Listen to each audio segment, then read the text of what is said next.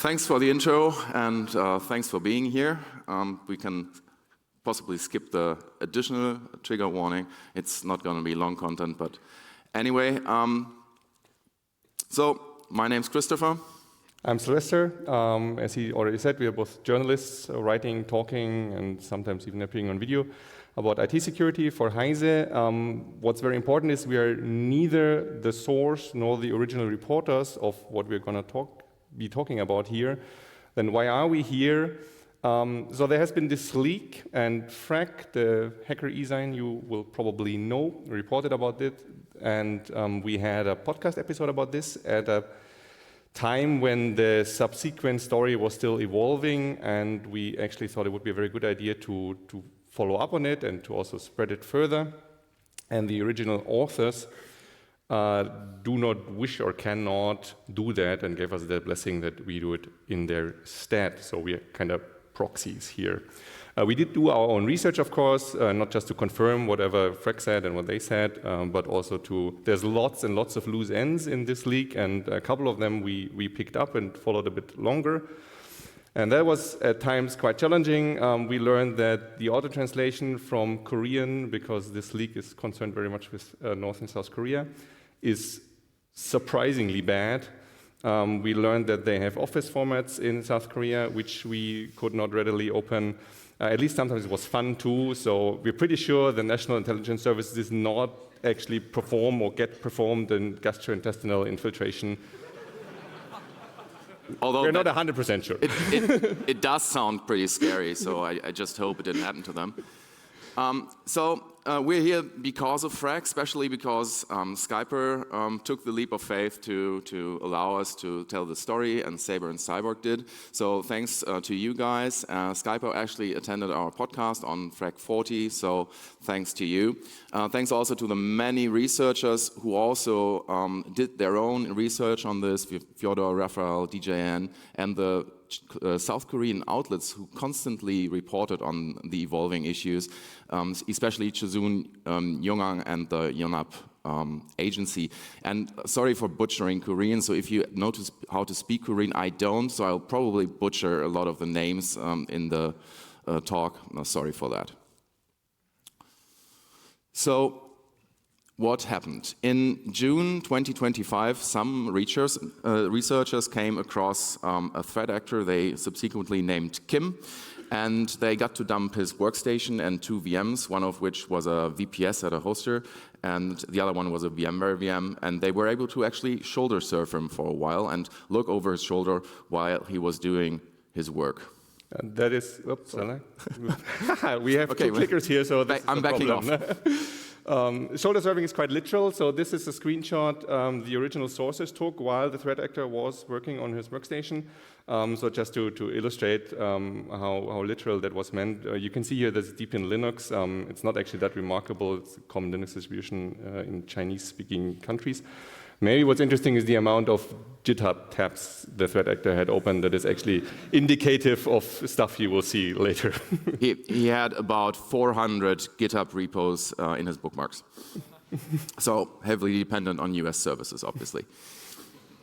So this dump has a lot of loose ends, and if you have like a week or two and you want to do some digging, just download it. It's available, among others, on DDoS Secrets, and you can just look into it. There's lots and lots of stuff, and we tend to kind of, lose ourselves in these things, so we're trying to keep it short, but we might not make it to the 45-minute mark. We might like overdraft a little bit. So let's dive into the dump first. Yeah, so the dump in general contains 2 big things. One is, or 3 if you want. One is the VM we just saw, the Deep in Linux VM, or the Deep Linux system, which is actually running in a VM. But this VM had the home dir of the Windows host mounted. So that is also included in that machine's dump because it's just available under mount HGFS. And then there's a separate dump, part of the dump, which is from a Ubuntu VM hosted in Singapore, which the threat actor also used. And the big problem we had a couple of problems, but one is the directory structure is horribly messy. So just to give you an example, this is the Windows desktop. I mean, obviously the screenshot is from my system now, but the files are from the Windows. He said it's his desktop screenshot. I think, exactly. Now you can see it's like mount HDFS desktop, and like, I mean, it looks like not my desktop. Let's put it like this. So just to give you an idea, so this Tomcat thing down here, that's actually a remote kernel backdoor, which is in the zip file on the desktop. Then, does it click? Oh yeah, 1111, I probably don't need to explain. That contains a couple of things, but obviously it also contains a Cobalt Strike command and control beacon, because what else would it contain if it's called 1111? Ivanti Control is actually the only sensible name I have here. That's a client for a web shell for Ivanti systems. The other Ivanti thing is this thing, so x1_admin.py is an Ivanti exploit. New folder contains also a bunch of things, but one of them is a different vector, spawn chimera. And then new folder 2 obviously contains loaders, packers, and etc. Like a whole bunch of things which he just came across apparently. And the OneDrive standalone updater in the original. We first weren't sure why that is, maybe because you can use it to download arbitrary files and then it doesn't look so suspicious. Probably he was trying not to do that, but use sigflip to embed a payload in that thing because it carries a valid signature, and obviously embed the payload without invalidating the signature of the OneDrive downloader. Because there was a how to do this in his bookmark. So that's the level of sophistication and that's the level of organization we are talking about. Yeah, so it's a pretty wild ride down new folder 2, and then some weird character combinations. And the dump contains all kinds of Trojans, packers, loaders like Titan loader and stuff, reverse shells, whatever Kim used at some point, and a previously unknown variant of a kind of bespoke Linux rootkit. There's a very good analysis about this out there, so that has been separately analyzed. And tools and results, especially on the VPS in Singapore, of various phishing campaigns against, among others, South Korean offices, a newspaper, and other South Korean targets, and also reconnaissance for Taiwan. And there's a lot of historical data which we could evaluate, and obviously also the Phrack authors and everyone else, like the browser history, the bash history, which is kind of hilarious because it shows his rising level of frustration with auto translation, and he starts which we can really, really sympathize with. Yeah, that's the one point where we might just, be in his shoes too. And he downloads like various OCR kits and tries to translate stuff, and he kind of seems to fail all the time. But we also have cached file transfers, drag and drop between the host and the VM, and of course log files. So there's like a treasure trove, and there is so much to look at and unpack that we could probably do a one-day workshop with it, or maybe a one-week workshop. There's really a lot of stuff, and obviously also some irrelevant stuff too. So the historical data you can of course use to try to make an educated guess who Kim is. One thing we wanted to put in here, it's very important to the authors of Phrack, and we wholeheartedly agree. Kim is obviously not a hacker, he's a criminal. The authors of Phrack think he's part of Kim Suk-hee. If you don't know, that's like a North Korean associated APT. Hence they dubbed him Kim. There's a couple of things pointing towards North Korea. For example, he observed North Korean working times, as you can tell by all this session data you have. His targets obviously aligned with North Korean goals. On the other hand, he did observe Chinese holidays. He uses Chinese fonts. He's writing comments in Chinese if he's like adding stuff to files or whatever. And he, as we already said, he is getting increasingly frustrated with translating stuff from Korean to Chinese and also to English, and he was just trying whatever works, not Korean.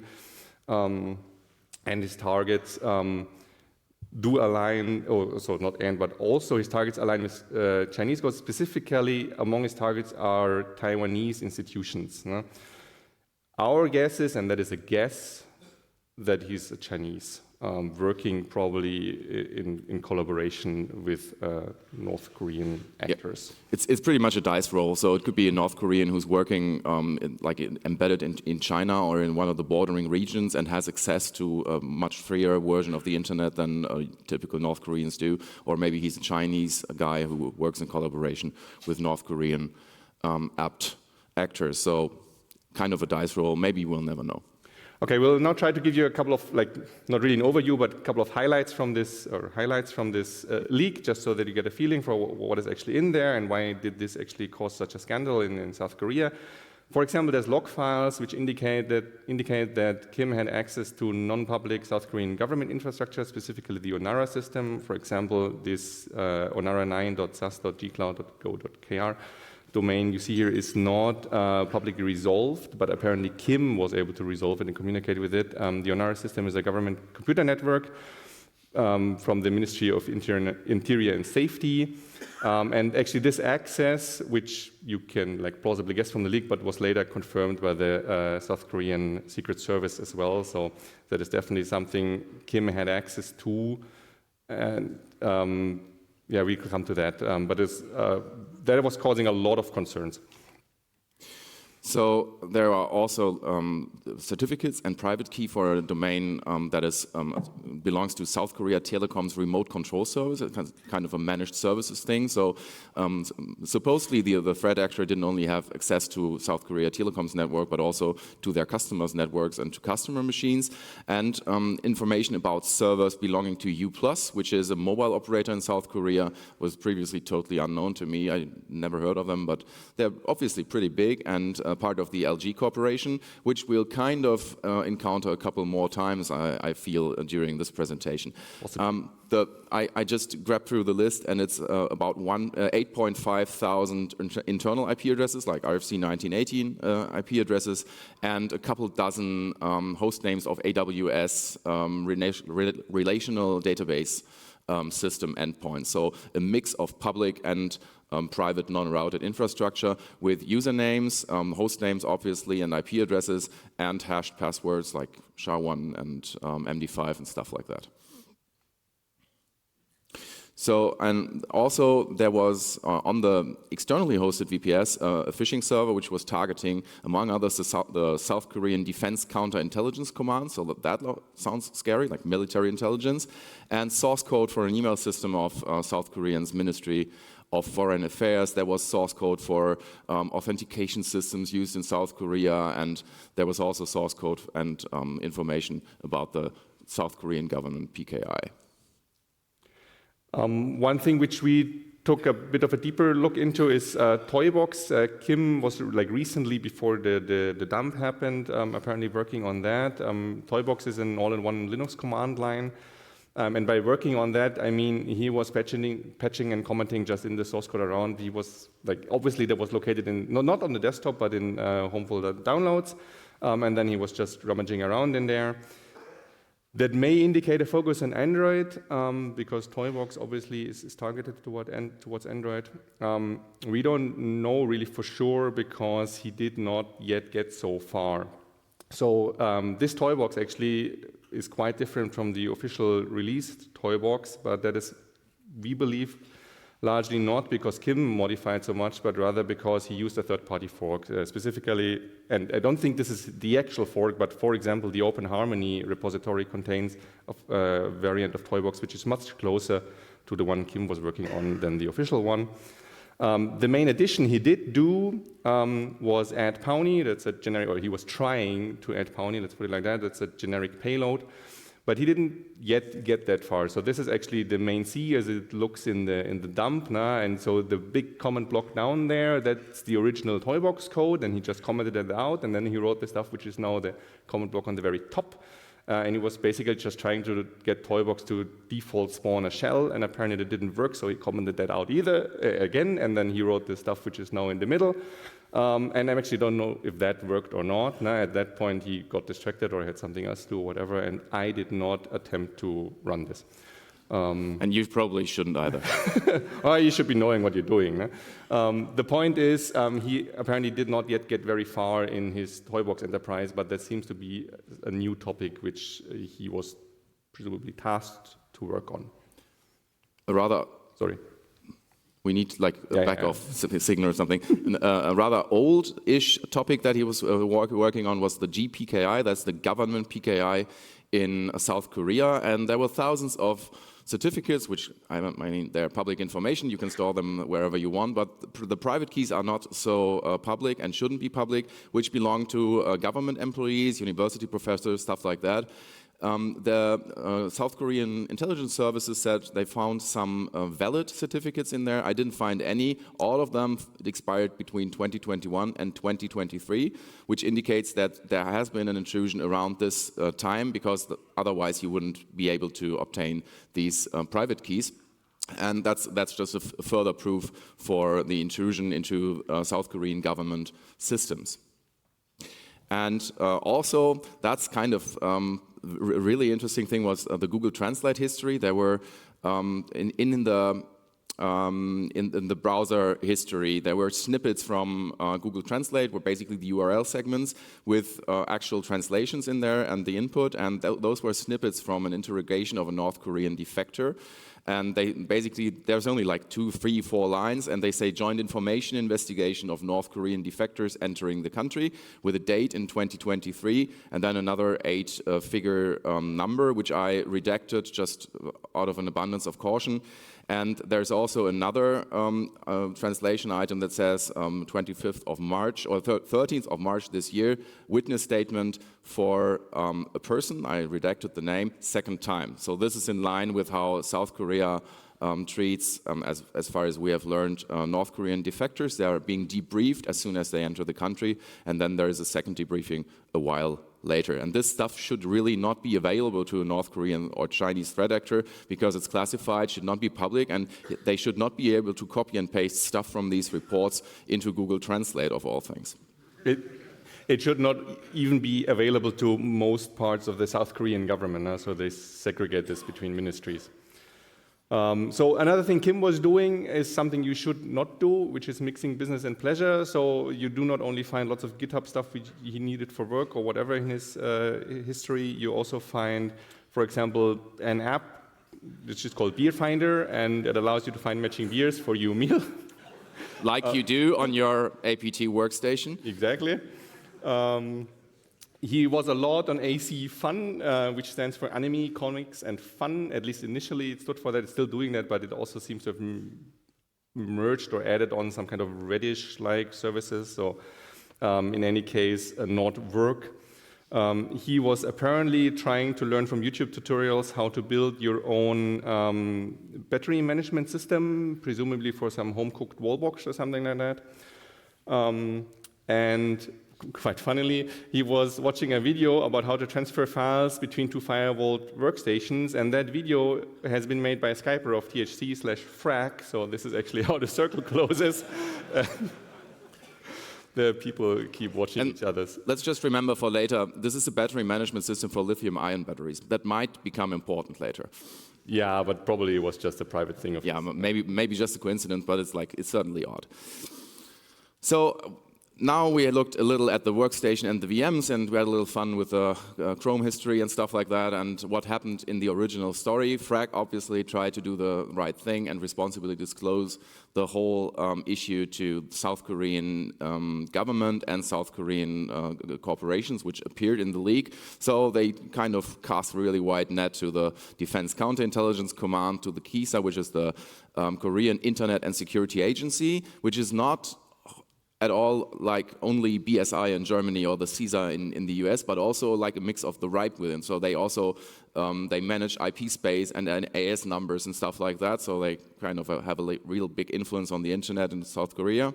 The Ministry of Unification, LG U+ Corporation, and the Korean National CERT. And they did get some responses by weird email addresses at first, and then after the 1st of August this year, total radio silence. So communication completely broke down, and they didn't hear a thing. And we should probably say that they used Proton accounts for this disclosure, and they very believably and plausibly said they used these accounts only for that. And then in August 19, Phrack actually published this research, but shortly before that, Proton blocked the used mail accounts. Oh, let's take a little detour here, because that's actually like a kind of a funny part of the story. Proton bans a couple of these email accounts due to hacktivism, so they got really hung up on the thing that the Phrack guys weren't real journalists, they were like hacktivists in disguise, and that's a TOS violation, and Phrack behind the scenes talked to them and tried to talk them out of this whole ban thing, because it was really annoying to them in the middle of a disclosure and a publication, and there was no success for that. And then Phrack said, okay, so we're going to go to social media and call you out on that.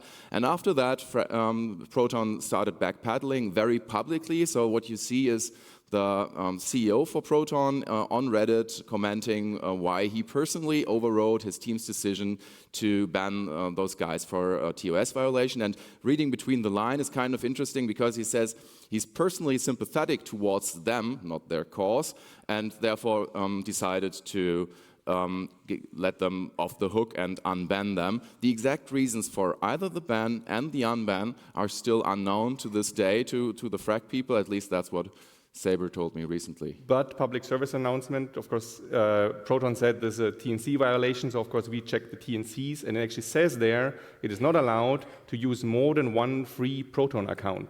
So now you know, in case you know somebody who might do that.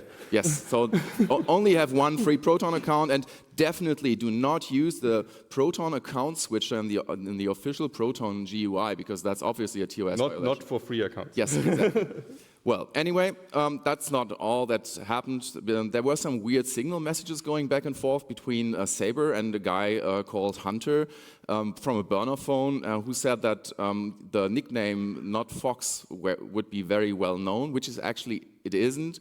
They just used that for these disclosures, and that kind of points to an internal source that also warned them that Proton is not completely secure. So that was really odd and ominous, and Saber also still doesn't know where this actually came from. So that's the little detour. Let's get back to the program. So the disclosure definitely reached some people. It's just not entirely clear what people those were.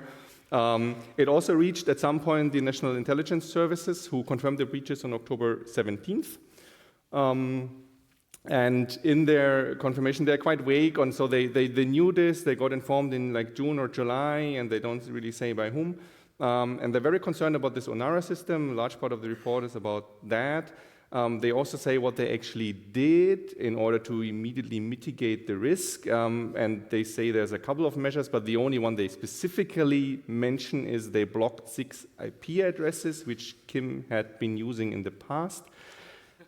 I mean, if I were a Secret Service and that was the main thing I was doing, I would not write that, but okay.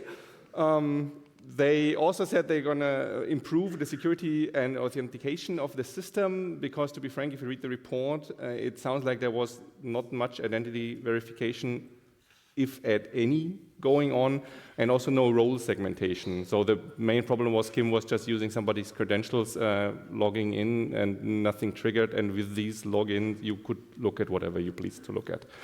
What the NIS does not do very explicitly, and I just noticed I wrote that wrongly, whatever, is attributed to anybody, also not to Kim Soo-ki. So, and this was actually the report that has the gastrointestinal infiltration in it. If you use the wrong translator. If you use the wrong translation program, yeah. The government promptly starts investigating further, partly because public pressure. Sorry, we skipped a slide because we again managed to. We did our backup thing again. Yeah. Okay. So. 2 other weird things happened. I mean, you can see the headline. So LG destroyed a couple of affected servers at a point when they were definitely already informed about this leak and that they were affected by this leak. The destruction was as scheduled. Apparently, you cannot change that schedule in such a case. And then, like a couple of days later, they updated another server, which is, of course, also like not ideal if you want to get forensics of that machine. Korea Telecom also removed a VM. They were aware that this might conflict with the investigation of that leak, but they checked the machine. They did not find any indicators of compromise, so they destroyed them.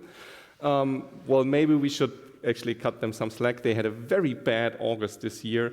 There was an entirely unrelated hack where about 170,000 euros of damages was incurred in unauthorized mobile payments.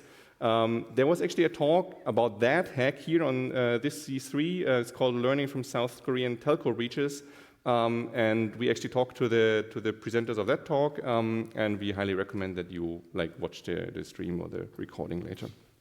Now you may. So who's pushing? You push. No? Okay, I push my button. So the government starts investigating further, partly because a very prominent cybersecurity professor demands an investigation, and Korea University also had their own report on the Phrack leak, and the CEO and CISO of Korea Telecom were being questioned, parliament members from both parties. So as far as I understand, South Korea has a bipartisan system, and there's always like the government party and the opposition, which are at odds with each other sometimes. But in this case, they were both claiming resignations for the responsible people. And among other things, they scheduled an on-site inspection, like an audit, for the e-government data center run by the institution called NIRS.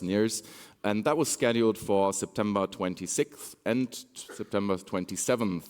You will never guess what happens next.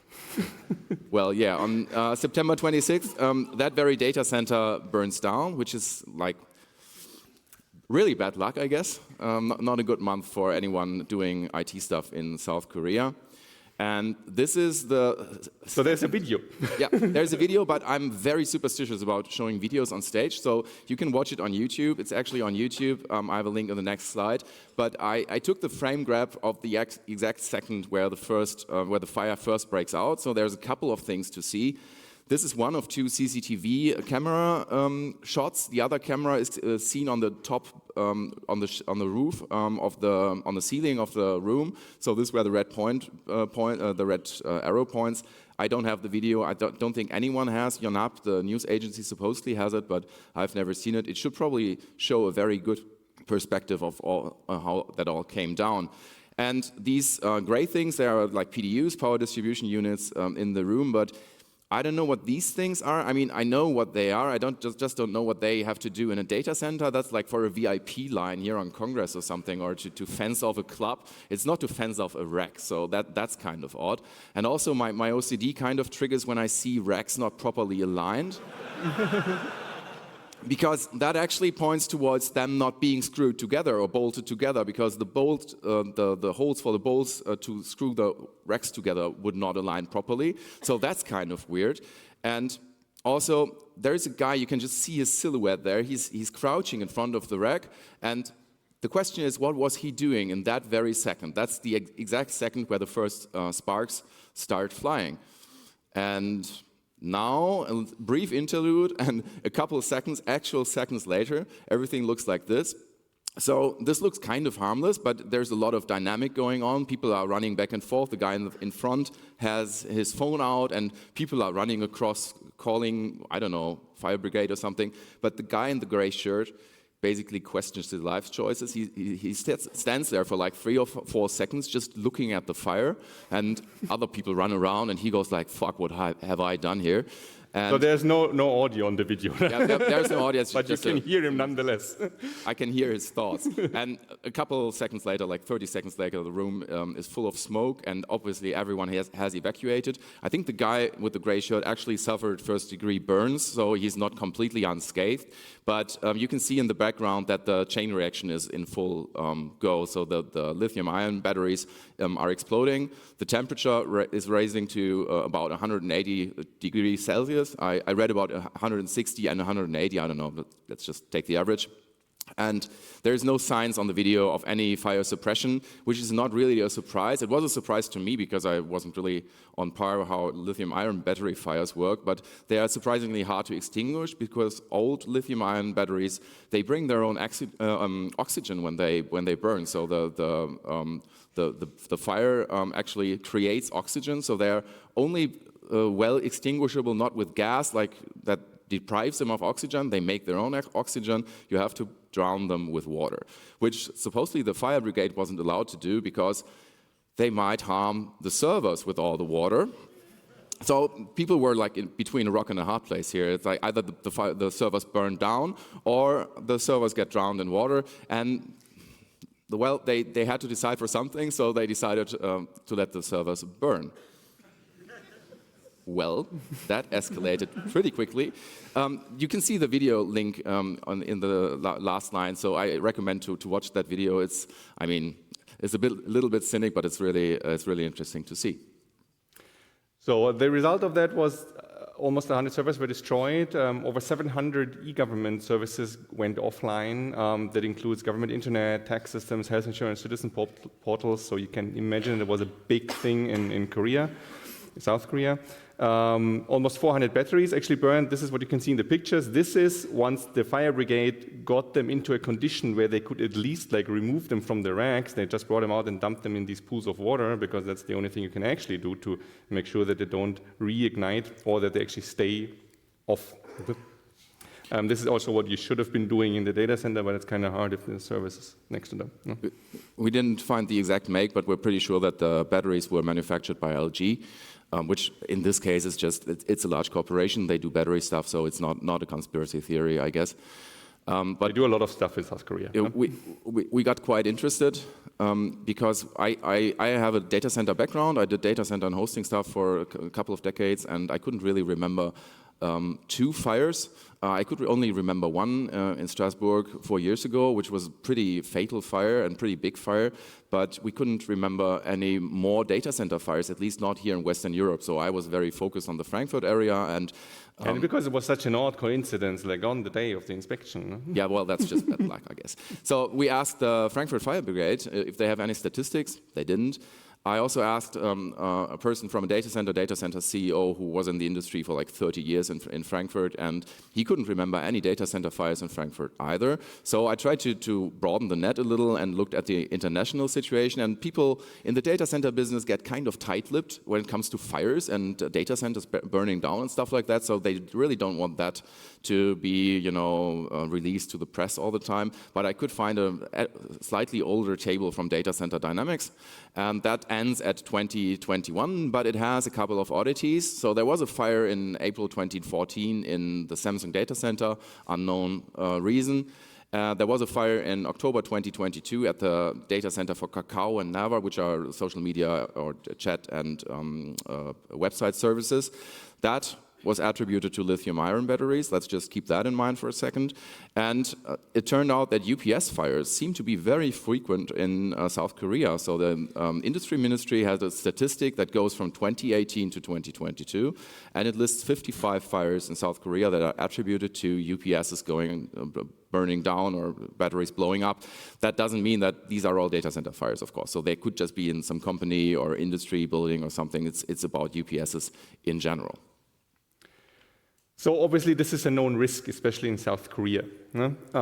And so it turns out there's actually recommendations on how to not have that happen.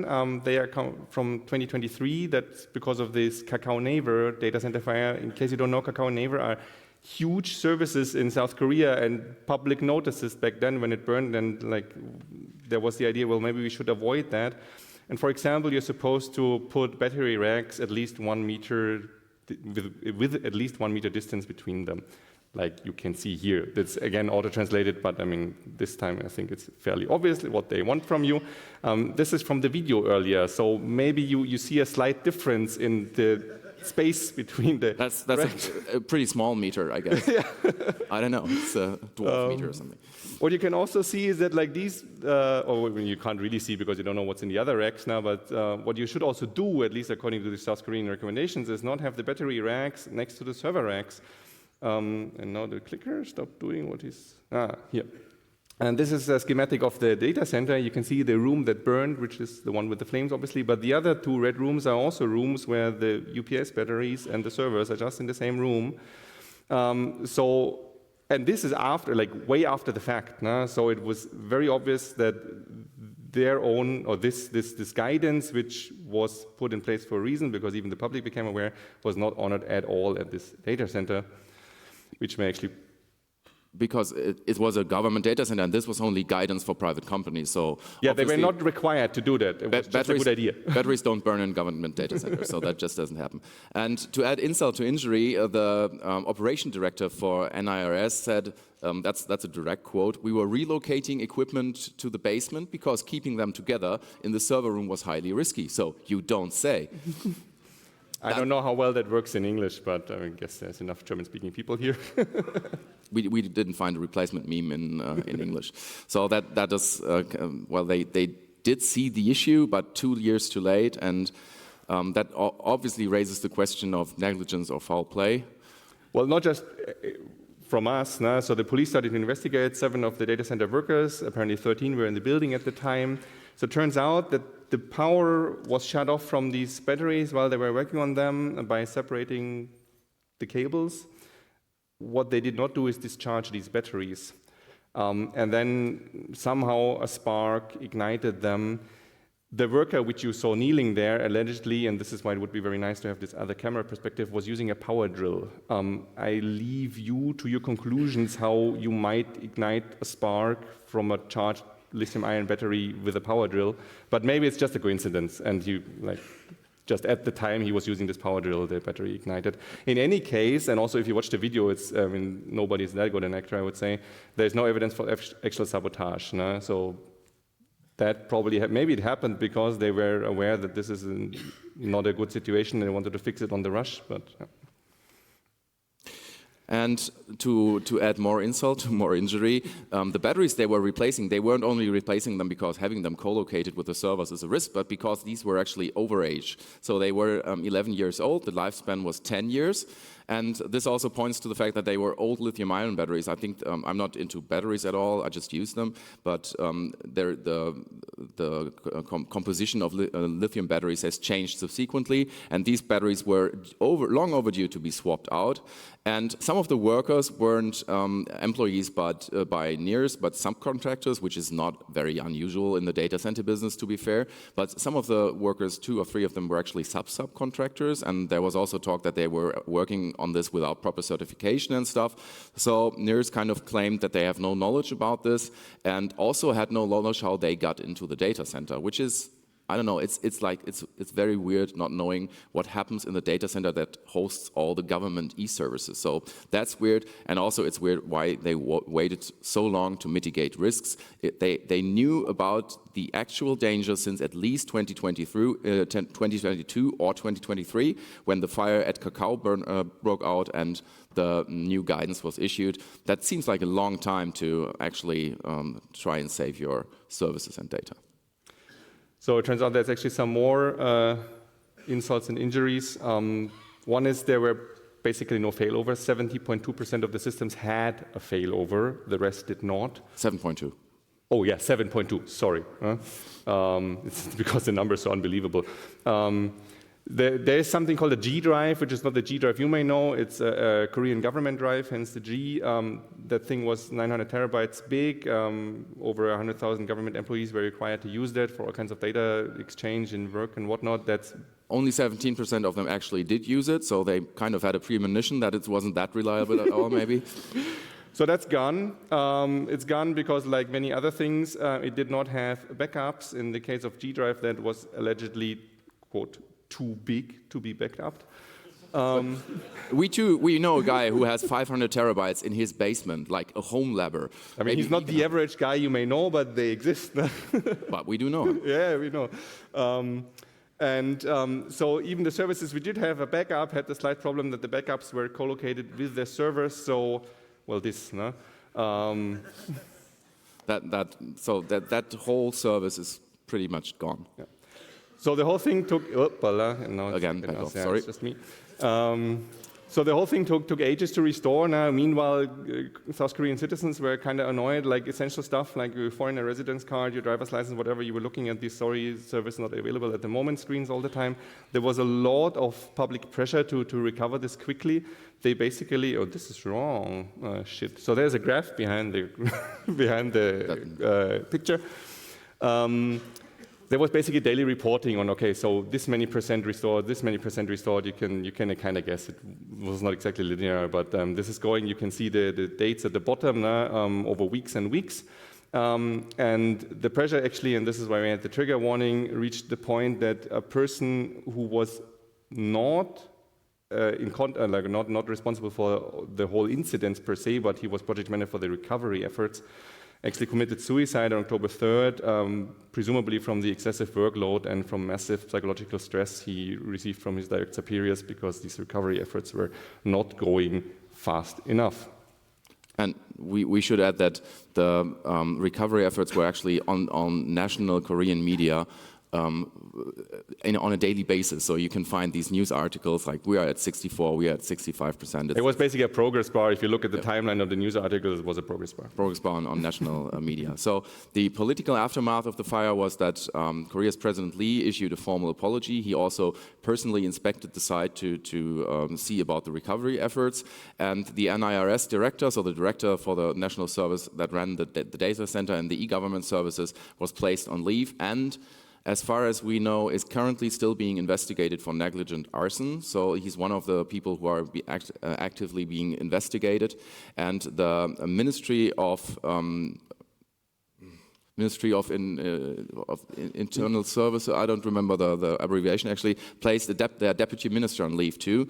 And both had previously offered their resignation, but at that point the resignation was not accepted. So they are probably now being resigned. And the whole political aftermath and of the fire and of the leak is still ongoing. There's more security issues in South Korea now with private companies, South Korea Telecom, KT and stuff. And it's like they're not having a very good year generally in the IT security space. So that's probably to be continued. So what can we learn from all this? So one thing is APT can be very sloppy actors. There's actually a nice analysis by Jin out there where he says, well, sometimes APT just stands for Advanced Persistent Trash.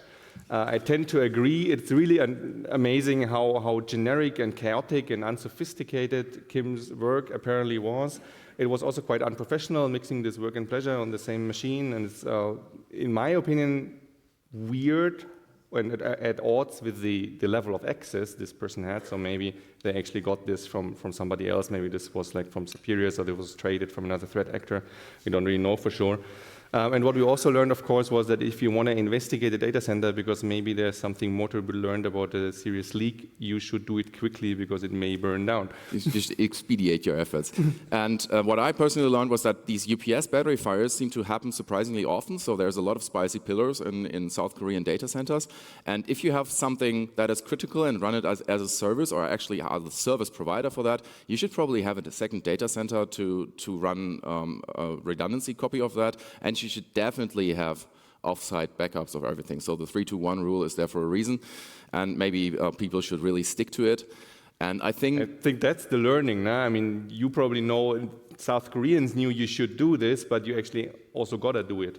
Yeah, and stick to like industry best practices, not 10 years after they come out, but as soon as possible, especially if those are learnings from a previous incident. We have time for a bonus slide. Oh, yes. So we thought, well, maybe we can have a little more rabbit hole. So we'll just dive back in only for a second because that's a real odd thing that I'd like to investigate, but I don't know how disassembly works and stuff. So this is what we found when we ran one of the payloads or unknown binaries that were loose ends in the Phrack report through Binary Ninja. And this is in desktop, new folder 2, payload.bin. So you all know what binary that is, obviously? It's a payload, a binary payload. From the new folder, yes. It's a DOS file name too, so that's very nice. And this has the string, I'm not going to read that in it, which is kind of odd. You can see that in the marked line. And below that marked line, there's some weird obfuscation magic going on there, or maybe de-obfuscation. So they're like running it through a loop and ORing it with something. So that's a really odd thing because it's such a specific long string. So maybe that's kind of maybe a backdoor password or something. So if you want to investigate that, you can just look at the file and fire it up in your favorite disassembler. And there's many more loose ends, but we thought this might be a nice trigger for interested audiences. Yes. And I think we're done here. So thanks a lot. If there's thanks. questions, you can talk.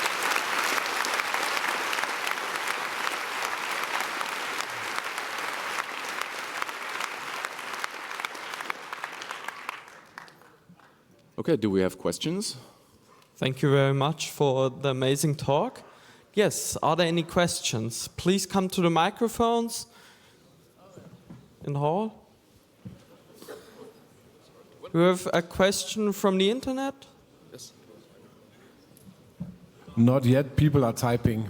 Okay. There's a question over there. Then, microphone 2, please. Yeah, thank you very much for that talk. It was awesome. That certificate that was found there, which was the authority which signed it? Which CA signed it? Yes. I would have to look that up. I don't have that readily, but you can come to the stage later, and we can. We have check the it dump out. here if you want to have a look. Yeah, thank you very much. I'll do that. Thank you very much again. Microphone 1, please.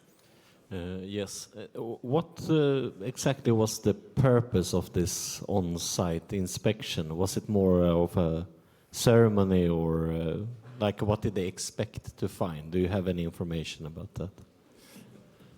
I can only guess. My hunch is that was more a political thing. They want to do something.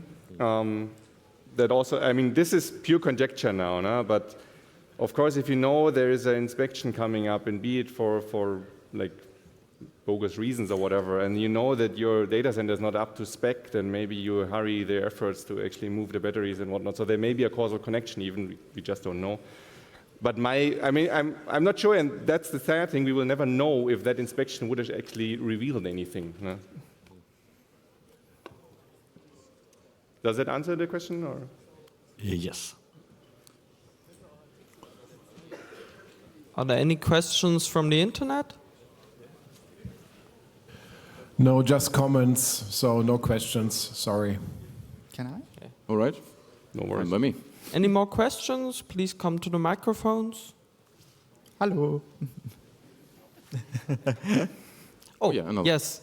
Hi, Microphone 1, please. It seems like losing 900 terabytes of government data might have consequences. Do you have any sense of like the impact? Has anything in South Korea stopped working? Like permanently, you mean? Yeah. So apparently a large point of that system was so that government employees can collaborate better with each other. So I would hope in the vast majority of cases, they actually did still have local versions of these files. This was not just the stuff they were sharing with their colleagues for working on it together.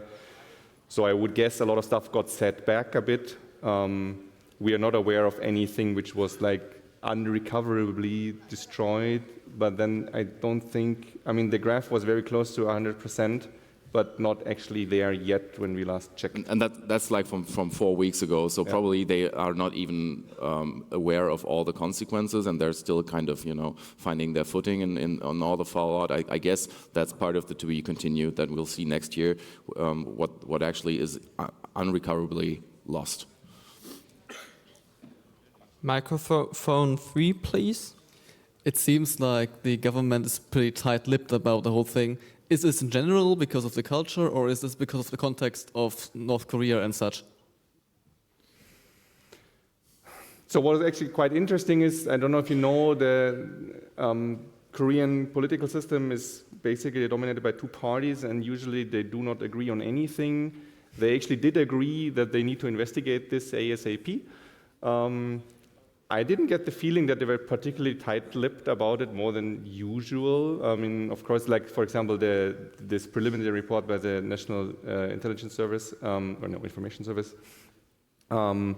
said that there's going to be some follow-up and they're going to dig more and then they're going to inform Parliament and whatnot. No? So I don't think this has happened yet either.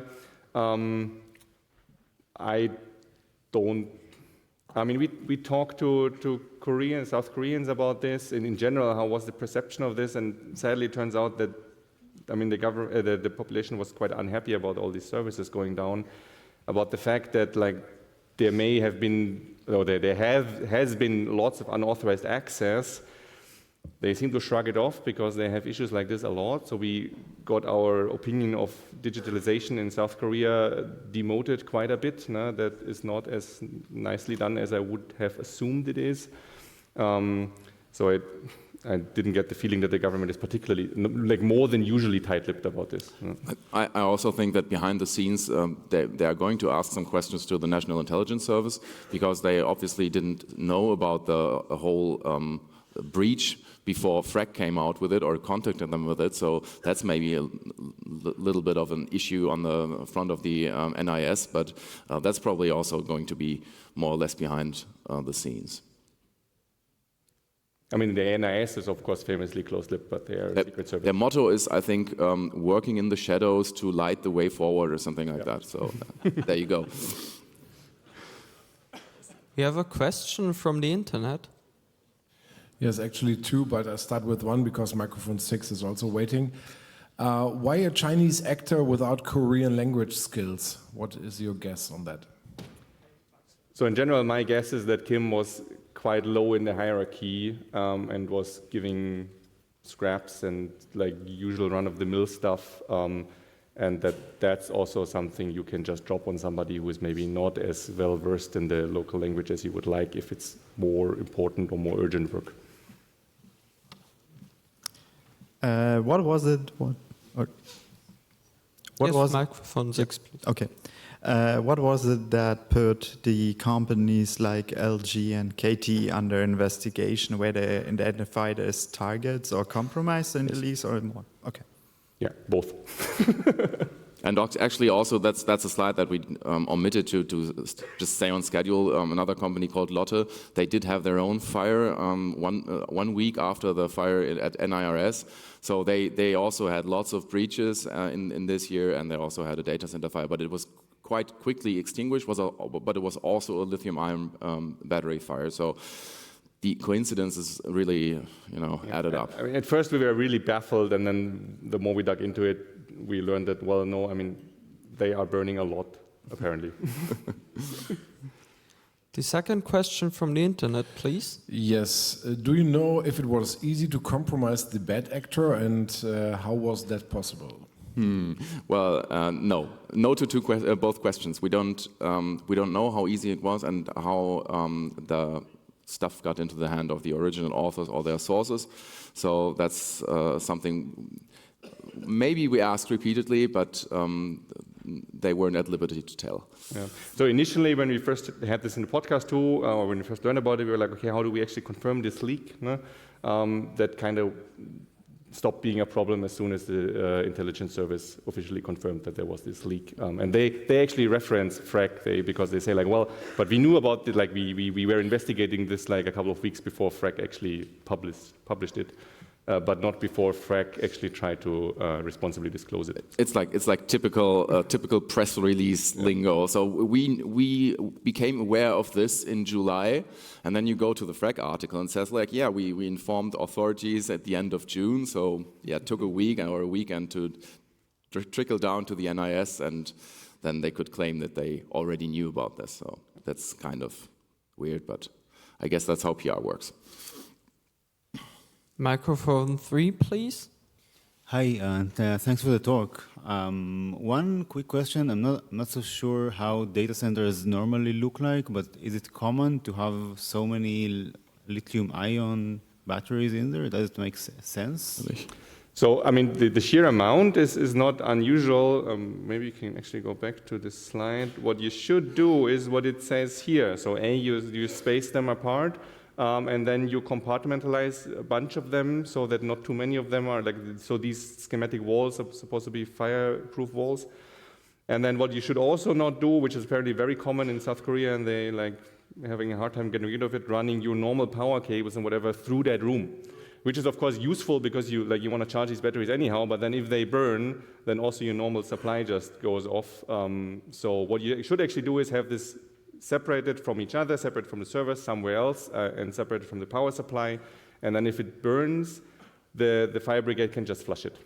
And I think the situation in South Korea might be kind of unique and different from data centers here in Europe because they're a lot more space constrained. So data center space seems to be a lot scarcer than here. And also, I think they had access to large amounts of lithium-ion batteries earlier than we did at scale because they have the manufacturers in their country. LG is one of the biggest manufacturers of these the battery packs for servers. So probably they migrated to these batteries with a higher power density. And in Germany, for example, the last I saw was that basically your whole cellar is full of lead batteries. Like you have rooms of lead batteries which serve as a UPS until your generator can take over. And so maybe the situation in South Korea is just a little different because they had other technology available earlier and they also had more space constraints. But that's kind of an informed guess, so I don't really actually know it. Thank you. We've got another question from the internet. Yes, why a Korean actor would use OCR and machine translation is the question. Yeah, exactly. Why we guess he was Chinese. So I read analysis by another security researcher that basically said it indicates that the actor is Korean because he's using OCR. So I didn't really understand that. I think the opposite is true. If you have to use OCR and machine translation for Korean documents, that kind of points that towards the fact that you are not able to read and understand Korean language. So that's why I guess that the actor is primarily a Chinese-speaking actor. So in general, like North and South Korea, the languages are not identical, but the North Korean should be able to read South Korean texts without trouble. We've got yet another question from the internet. Yeah, they woke up a little bit late, but now they are there. How would a bad actor normally profit from this type of activity? Personally? I guess institutionally. So North Korea has an interest in having deep access into the South Korean government systems to do espionage, but also do disruptive activities. And this kind of accidentally became a disruptive activity of sorts, but they generally have an interest to know as much as possible about what's going on in South Korea and have maybe kind of a kill switch to make e-government services break down or to impersonate South Korean government officials and public servants. Maybe to issue government IDs to their own spies or agents or stuff like that. So I think there's a multitude of maybe just to wreak havoc too. No? So you have the maybe not unique, but like fairly rare situation that you have a direct neighbor which would... And to reap havoc quite literally, because the havoc framework was also found in the leak, so we kind of stumbled about around that. Taking whatever he could. No? Yeah. Oh, and maybe that was not clear. So this is not the first time, or like by far, that there is indications that Chinese and North Korean APTs and threat actors are collaborating. So we're not saying that this was like a pure Chinese operation for purely Chinese goals. We were talking about the identity of Kim personally, who we believe was Chinese. What he was doing was obviously in line with, among others, North Korean goals. Okay. There's one more question from the internet, if that's okay. Yeah, cool. Yeah, great, thank you. How did you contact the South Korean government? Via email, ? How did you know you contacted the right department? We didn't contact the South Korean government at all because we just, report on this, and we are not the original authors and the people who did the disclosure. So there's a lengthy paragraph at the beginning of the Phrack article that has a timeline, including the actual email addresses that replied to their requests for disclosure, and you can just read in the article how they contacted the government and the Defense Counterintelligence Command and KR CERT. And they knew that at least KR CERT did receive their email because supposedly, that's what Proton said, KR CERT alerted them to possible illegal activity using Proton email accounts, so it must have gotten somewhere. Thank you. This is all the time we have. Thank you very much for your talk. Thanks. Thank you.